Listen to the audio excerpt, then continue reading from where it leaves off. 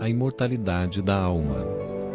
Neste módulo, vamos estudar sobre os espíritos, a alma, escala espírita, progressão dos espíritos, perispírito, propriedades e funções do perispírito, o que acontece depois da morte, perturbação e percepções.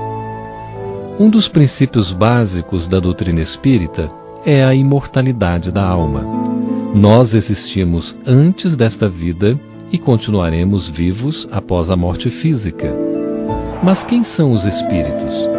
Segundo a definição por eles mesmos dada, são os seres inteligentes da criação e povoam o universo. Constituem um mundo à parte, o mundo dos espíritos, o qual preexiste e sobrevive a tudo. São as almas dos que viveram na Terra ou em outros mundos. Eles não são, como muitos imaginam, seres abstratos, vagos e indefinidos.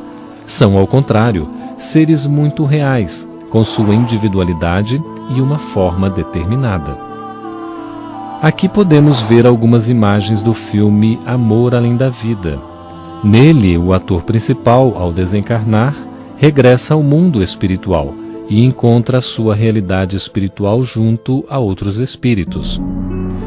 O emocionante filme Ghost enfoca a imortalidade da alma, a continuidade do amor, as sensações depois da morte e a comunicação mediúnica. Além destes filmes, há também o filme Os Outros, em que espíritos ainda não têm consciência de que já desencarnaram. E o que seria a alma? Allan Kardec perguntou aos espíritos superiores na questão de número 134 de O Livro dos Espíritos: que é a alma? E os espíritos responderam: um espírito encarnado. Que era a alma antes de se unir ao corpo? Espírito.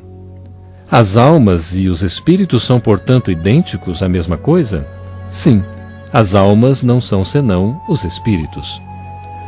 Aqui temos uma ilustração do filme O Sexto Sentido, que retrata a condição de diversos espíritos após a sua desencarnação. Muitos ainda com plena consciência de sua última existência corpórea e com dificuldades de compreender que já pertencem ao mundo espiritual. Desde a antiguidade, os espíritos eram conhecidos por diversas denominações diferentes: gênios, duendes, demônios, anjos, sereias, fadas, deuses, semideuses, guias, guardiões. Allan Kardec pergunta aos espíritos: que seria o nosso corpo se não tivesse alma? Ao que os espíritos superiores responderam: simples massa de carne, sem inteligência, tudo o que quiserdes, exceto um homem. Escala espírita. Allan Kardec vai elaborar uma tabela contendo uma classificação didática da escala espírita, aliás, muito próxima à escala dos antigos druidas. Ela se divide em 3 níveis principais. Vejamos. Na primeira ordem estão os espíritos puros, são os ministros de Deus.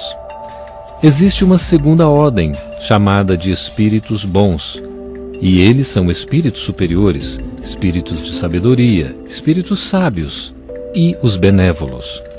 E os de terceira ordem, que são os espíritos imperfeitos, constituídos pelos espíritos batedores, espíritos neutros, onde estagia a grande maioria da humanidade, que não são nem bons nem maus, espíritos pseudo-sábios, espíritos levianos e os espíritos impuros, com grande inclinação ao mal.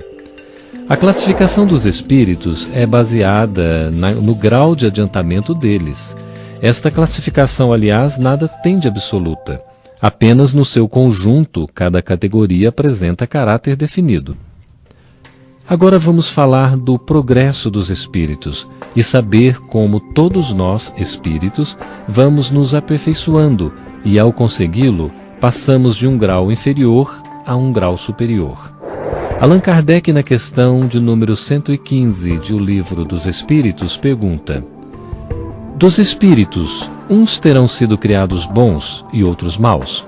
Ao que os espíritos respondem: Deus criou todos os espíritos simples e ignorantes, isto é, sem sabedoria. A cada um deu determinada missão, com o fim de esclarecê-los e de fazê-los chegar progressivamente à perfeição, pelo conhecimento da verdade, para aproximá-los de si. Então os espíritos seriam como crianças. As mais rebeldes se conservam ignorantes e imperfeitas, mas todos atingirão a perfeição. Perfeição sempre relativa, pois só Deus é a perfeição absoluta. A doutrina espírita mostra-nos que todos nós temos um anjo bom, um guia espiritual, um espírito amigo que nos protege desde o nosso nascimento, que geralmente já nos conhece de outras existências, e podem ser pais, avós ou seres muito queridos que agora têm a tarefa de nos ajudar a progredir. Aqui vemos outra cena do filme Ghost e a questão de número 119 de O Livro dos Espíritos. Não podia Deus isentar os espíritos das provas que lhes cumprem sofrer para chegarem à primeira ordem? A resposta é a seguinte: se Deus os houvesse criado perfeitos, nenhum mérito teriam para gozar dos benefícios dessa perfeição. Onde estaria o merecimento sem a luta? Neste sentido, compreendemos que temos constantemente desafios na vida, mas também temos soluções. Perispírito. Há no homem, além da alma e do corpo, um laço que os liga, chamado perispírito. O perispírito, substância semimaterial, serve de primeiro envoltório ao espírito e liga a alma ao corpo físico. O homem é, portanto, formado de 3 partes essenciais. Visualizemos no seguinte gráfico, de modo a entendermos melhor. Primeiro, o corpo ou ser material, análogo ao dos animais e animado pelo mesmo princípio vital. Segundo, a alma, espírito encarnado, que tem no corpo a sua habitação. Terceiro, perispírito, a substância semimaterial que serve de primeiro envoltório ao espírito e liga a alma ao corpo. Já na questão 47, Allan Kardec pergunta: por que é que os anatomistas, os fisiologistas e, em geral, os que aprofundam a ciência da natureza são com tanta frequência levados ao materialismo? O fisiologista refere tudo ao que vê. Orgulho dos homens que julgam saber tudo e não admitem haja coisa alguma que lhes esteja acima do entendimento.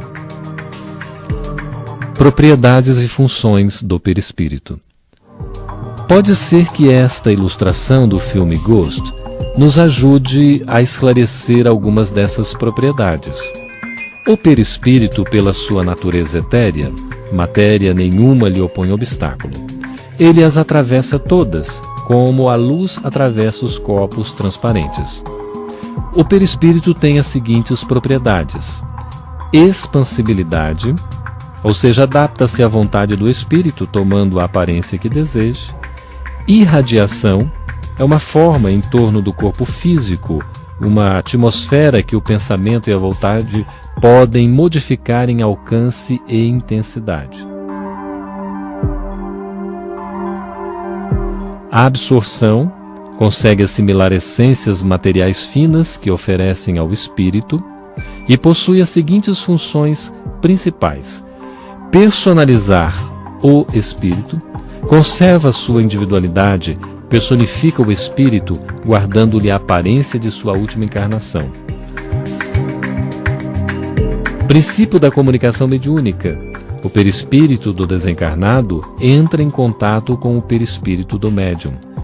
Proporcionar ação do espírito sobre a matéria. Servir de veículo de união do corpo físico com o espírito. E, finalmente, arquivo reencarnatório. Registra as experiências de vidas passadas.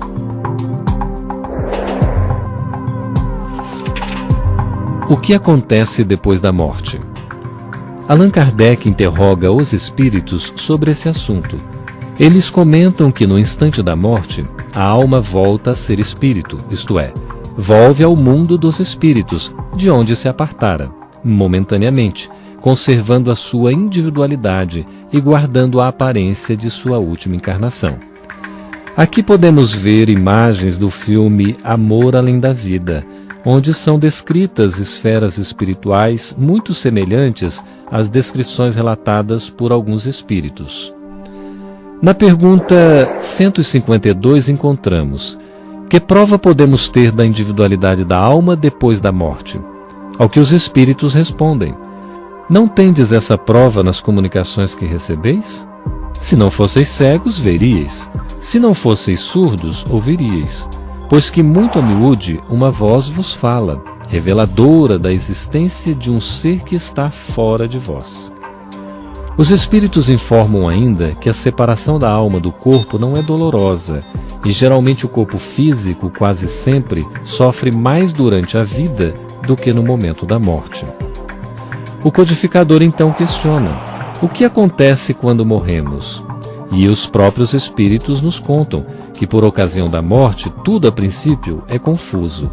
Ela se acha como que aturdida a alma, no estado de uma pessoa que despertou de profundo sono e procura orientar-se sobre a sua situação.